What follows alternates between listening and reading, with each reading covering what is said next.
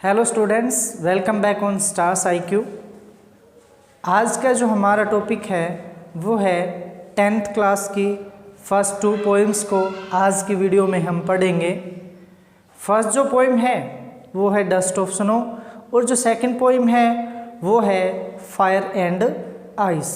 दोनों जो पोइम्स हैं इनके पोइट हैं रॉबर्ट फ्रॉस्ट।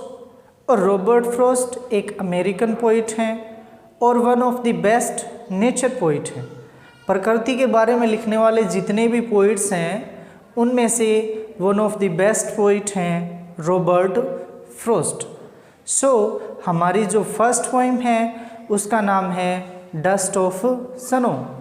डस्ट का अर्थ यहाँ पे है पार्टिकल्स और स्नो का अर्थ है बर्फ़, मीन्स बर्फ़ के कण। सो इस पोइम के अंदर जो थीम होगी वो है impact of nature on human being, कि किसी भी ह्यूमन बीइंग पर नेचर का क्या प्रभाव पड़ता है वो हम इस पोइम के अंदर पढ़ेंगे। सो द फर्स्ट स्टेंजा है the way A crow shook down on me dust of snow from a hemlock tree. So first जो स्टेंजा है उसकी एक्सप्लेनेशन है जिस तरीके से एक कौवे ने मेरे ऊपर धतूरे के वृक्ष से कुछ बर्फ़ की बूंदें गिरा दी। यानी कि जो पोइट हैं वो धतूरे के पेड़ के नीचे बैठे हुए हैं और एक कौवा उस पेड़ के ऊपर आता है और उसकी टहनियों को हिला देता है और जो बर्फ़ है उस पेड़ की टहनियों से नीचे गिर जाती है।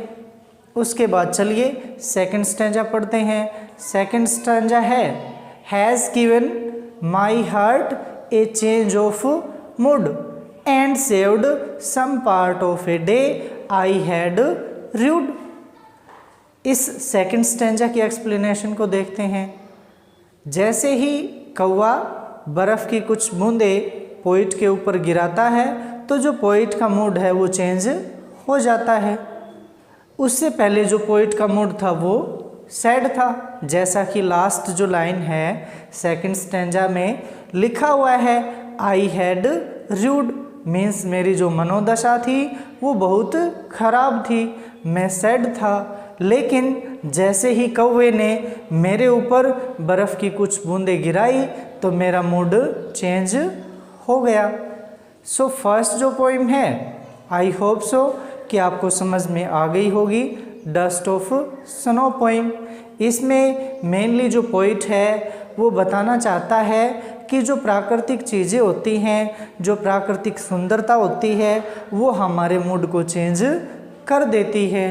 सो सेकंड जो पोइम है हमारी वो है फायर एंड आइस। फायर का अर्थ इस पोइम के अंदर है डिज़ायर और आइस का अर्थ है हेटर्ड। ये जो पोइम है हमारी फायर एंड आइस ये एक सिंबॉलिक पोइम है। ये जो पोइम है इसके माध्यम से जो पोइट हैं रॉबर्ट फ्रॉस्ट वो बताना चाहते हैं कि वर्ल्ड जो है उसका एंड कैसे हो सकता है और उसके लिए पोइट ने 2 सिंबल्स को यूज़ किया है।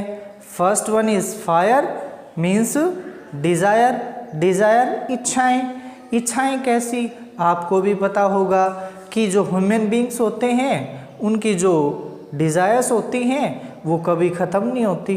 और डिज़ायर्स भी कैसी, वोलेंट मीन्स हिंसक। मनुष्य आज के समय टेक्नोलॉजी के सहारे नए नए कुछ ऐसे हथियार बना रहा है कि एक दिन ऐसा आएगा कि वो खुद का दुश्मन बन जाएगा। और जो सेकंड सिंबल है वो है आइस मीन्स हेटर्ड, और हेटर्ड भी लगातार लोगों के बीच में बढ़ती जा रही है।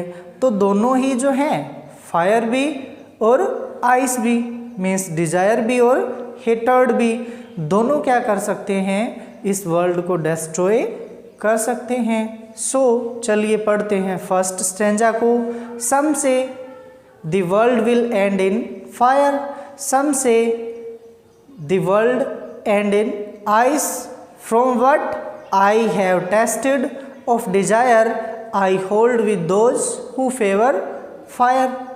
जो पोइट हैं वो बताना चाहते हैं फर्स्ट स्टैंजा में कि कुछ लोग तो ऐसा कहते हैं कि संसार का जो अंत होगा वो फायर से होगा, मीन्स लोगों की इच्छाओं से होगा, और कुछ लोग कहते हैं इस वर्ल्ड का जो अंत होगा वो आइस से होगा, मीन्स लोगों के बीच में जो हेटर्ड है उससे होगा। लेकिन अगर कोई मेरी सुने तो मैं कहूँगा मैं तो उनके साथ खड़ा हूँ जो किसके पक्ष में है, फायर मीन्स डिजायर। जो पोइट हैं वो ये कहते हैं मैं तो उनका साथ दूंगा जो लोग ये कहते हैं कि इस संसार का जो अंत है वो हिंसक जो इच्छाएं हैं लोगों की उनसे होगा। तो चलिए शुरू करते हैं सेकंड स्टेंजा को। But if it had to perish twice I think I know enough of hate to say that for destruction ice is also great and would suffice. तो सेकंड जो स्टेंजा है उसमें पोइट हमें बताना चाहते हैं कि अगर इस संसार का अंत 2 बार हुआ तो पहले तो किससे हुआ था, फायर से, मीन्स लोगों की इच्छाओं से, और अब किससे होगा, आइस से। आइस मीन्स हेटर्ड से। जो लोगों के बीच में नफरत है वो भी क्या है, इस वर्ल्ड के अंदर पर्याप्त है और इस वर्ल्ड का विनाश कर सकती है और बहुत ज़्यादा मात्रा में उपलब्ध है। हमने जो दोनों पोएम्स हैं उनका एनालिसिस कर लिया। जो फर्स्ट पोएम थी डस्ट ऑफ सनो, उसमें भी हमने देखा कि नेचर को कैसे एक्सप्लेन किया गया है, और जो सेकंड पोएम है उसमें पोइट ने नेचर को एज ए सिंबल यूज किया है। आई होप कि आपको दोनों जो पोएम्स हैं वो समझ में आ गई होंगी। Keep watching stars IQ।